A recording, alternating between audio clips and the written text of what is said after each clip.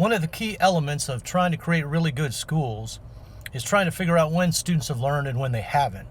And we've had a lot of attempts at this over the last 25 years or so. The most notable of which, of course, is standardized testing, which by any measure has failed miserably over the last little bit in terms of A, predicting whether students actually have learned something, or B, created feedback for teachers where they could improve their instruction. So one of the things that I did when I wrote teaching lessons was to focus in on how do we really evaluate schools, and what's the best possible way to really do that.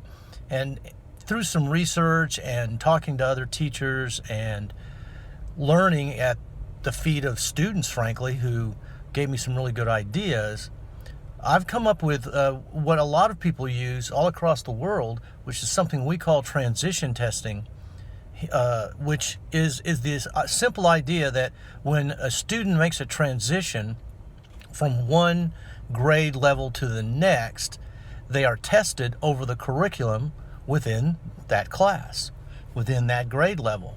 And so what it requires, of course, is that we lay out the curriculum, which is no easy deal because, of course, everybody has their ideas of what should be in the curriculum. But let's just assume, for argument's sake, that we all agree on what's in the curriculum and we've identified that. Well, at the end of each year, you do what's called transition testing, where a student is tested over that material, and based on those performances. Now, it's not just a pencil and paper test. It might also be something like a performance. It might be showing their knowledge, because one of the big criticisms of the standardized testing is that kids that are more hands-on, that work better by explaining something or by doing something, are not well served by the exam.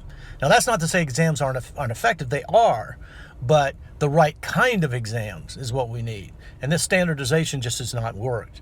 So what this kind of testing does is that if a student is unable to perform the required task out of that grade level or that class, then we know, because we can see right in front of us, that they have not learned. And therefore, it's much easier to hold the teacher accountable, because the material that they've supposedly taught, whether it's math or English or history or government, whatever it is, if they don't know that material, then they can't move forward. And that's the key, because until the students get that material, they can't move forward.